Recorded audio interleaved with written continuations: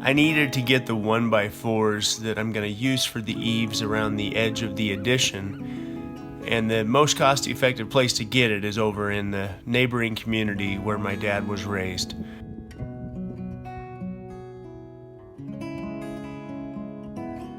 I had my nephew Riley with me, and I thought we would drive out to the ranch and do a little reminiscing for a minute. I'm not sure if Riley's ever been over here, at least since he's been grown up a little anyway. The new owners of the ranch were more than happy to let us walk around. Now these are the third owners since my grandfather sold it. When my grandfather sold it, this old barn was falling down. Somebody's gotten up in here and tried to brace up some of the boards and save it a little bit, but it still needs some work.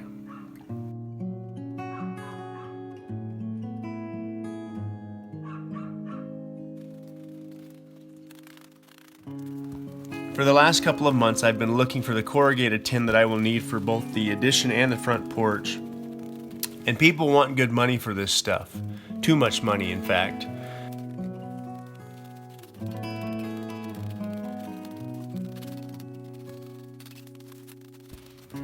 To buy it new just wasn't an option. So I'm always looking the internet over, trying to find somebody tearing something down where I can go and put the work in myself and save a little bit of money.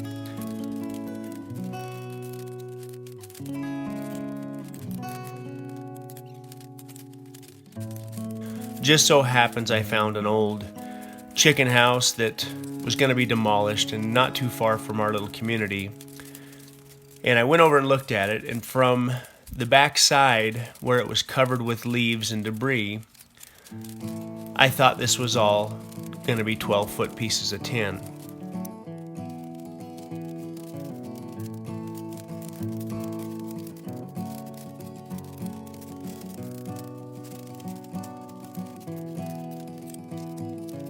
I made a deal with the guy to buy it, and as we started sweeping the debris off the tin, I figured out that most of this is what's called galvalume, or tin with aluminum coating instead of that galvanized coating that makes it look so good.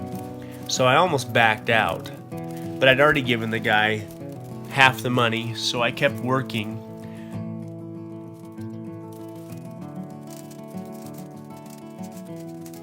And as I swept the rest of the tin off, I found the lower section on this back side was the real old heavy-duty corrugated tin.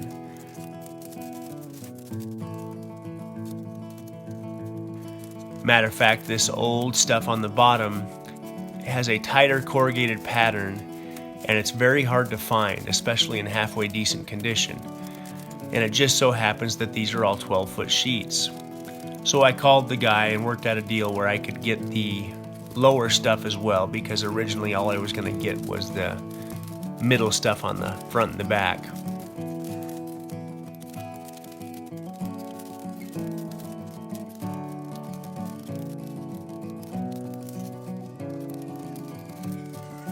But regardless, this is an old farm that was falling to pieces. The land has been sold. Everything is going to be piled up and burned at some point, I'm guessing. And the remnants of what are here will be forgotten.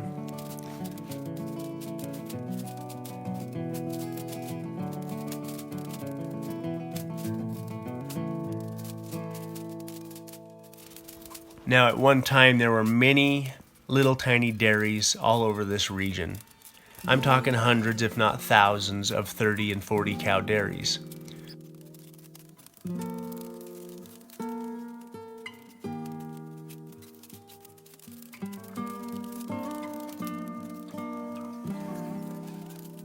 Next to our ranch, my grandpa's nephew had a dairy for years until it finally got to a point where it just wasn't cost effective anymore.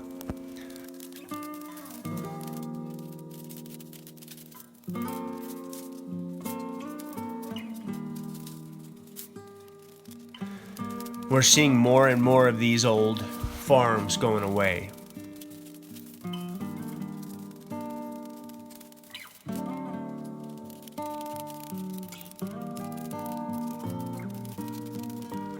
Land has gotten too valuable. Nobody wants to farm.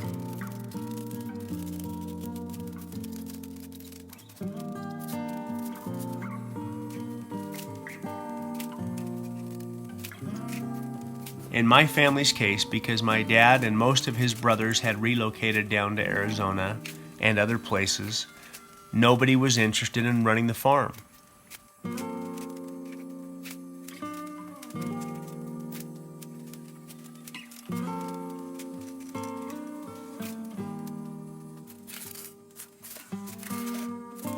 My grandfather sold the ranch house and 1 acre for right around $35,000. That was in the 90s.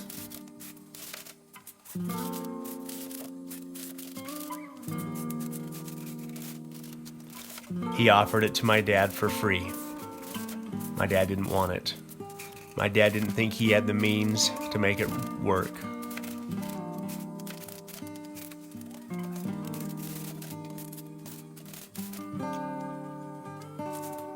But all the history that comes with these old farms starts to get forgotten.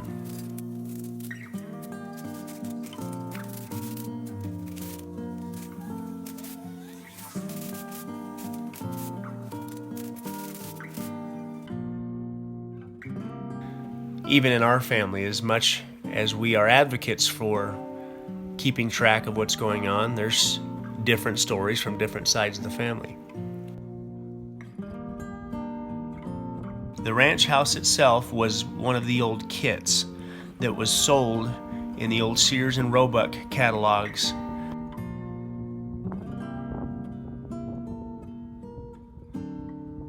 On the side of the chimney you can still see the bullet holes from one of my uncle's friend's guns.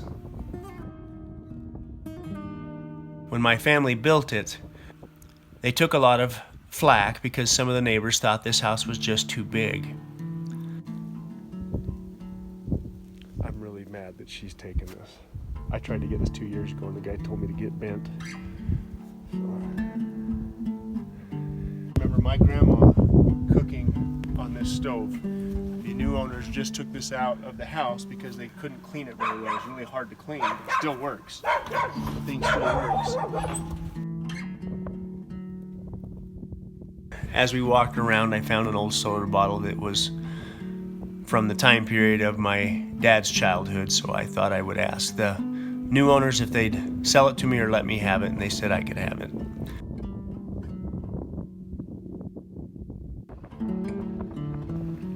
Things are rapidly changing over here as well.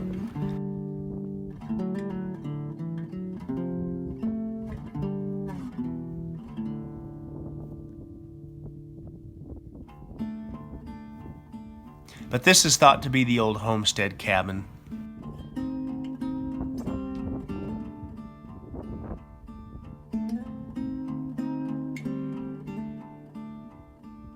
Now there was a time when I wanted to see if the landowner would sell me this cabin and I could try and break it down and haul it back over to our place and rebuild it. But I'm not sure if that would be the right thing to do. And on top of that, this thing's in pretty bad condition.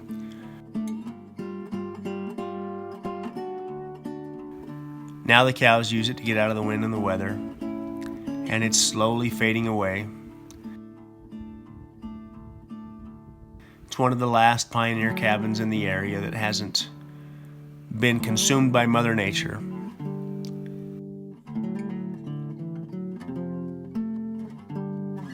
It's about a 15 by 15 cabin, not big at all.